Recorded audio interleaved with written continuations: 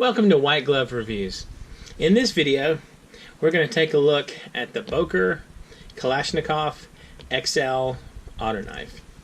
Now, before we start talking about anything, it's always a good idea to discuss the legality of automatic knives, or as they're commonly referred to, switchblades. I'll include a link in the description below to a page that discusses the legality in various states.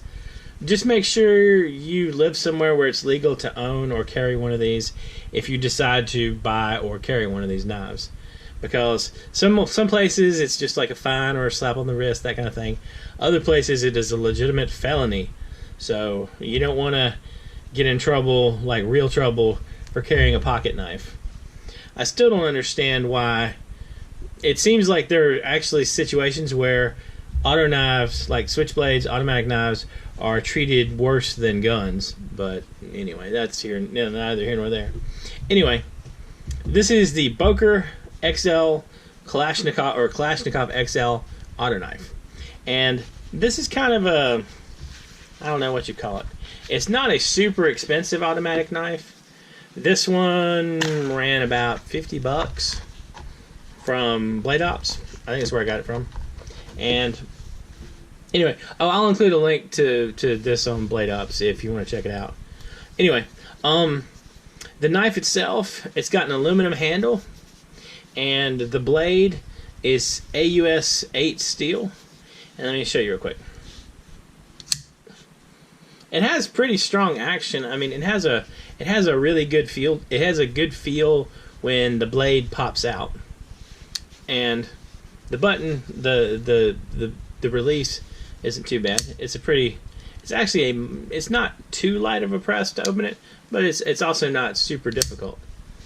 Now, I had one complaint about this, and this was really it's kind of a pet peeve of mine. I don't know if you can see, can you see the little glint right here on the handle? The handle's made of aluminum, and there was like a little burr, like a part sticking up right here on the handle, and it bothered me to handle the knife with that there. And my solution to this was I grabbed a file and I just filed the little burr down and solved that particular problem. But it wore off a teeny bit of the coating. Anyway, the knife itself, the blade is 3.8 inches, and the overall length is 8.6 inches. And this weighs about 4 or 5 ounces. It's not a very heavy knife. It comes with a clip, a carrying clip, and if you can look right here, see if I can get it lined up. It's actually a very deep carry clip. If you put it in your pocket, pretty much nothing is going to show from the, like, you won't really see anything from the knife. Just the top teeny bit will stick out. It also has a pretty good sized lanyard hole, if that's the kind of thing you're interested in, if you want to put like a bead or that kind of thing on it. Now, one thing about this knife, this is some people would consider a $50 knife a very expensive knife. Some people were like, 50 bucks, that's nothing. And this is, I got this knife because I was curious what a less expensive automatic knife would be like. And I don't mind this knife, and I think that it's an okay knife, and it's at 50 bucks. It's not a bad deal for a fun little knife, and I think it'll stand up to a moderate amount of punishment. I mean, it doesn't have a lot of give in it. It also doesn't have any kind of safety. One thing that you should be aware of. So, you know, just something to think about. The knife is a lot of fun. I mean, I like automatic knives. I've liked them since I was a kid. And this isn't a bad, I know this sounds weird, but I kind of think this would be a great letter opener. So, just something to keep at your desk to open up and, you know, play with, that kind of thing. The size isn't too bad. One issue is this is also big enough that if you have blade length legislation in your area, you might also run into this, as this is over 3 inches. I think, I'm trying to think of how to best explain this. My only problem with this knife, aside from that stupid little burr thing that kept catching my thumb, was the thing is, I keep comparing it to another automatic knife that I have that I just like better. And the problem with that is the other automatic knife that I have is this one. This is a Benchmade 4300. The problem is this knife cost about 4.5 times what this knife cost.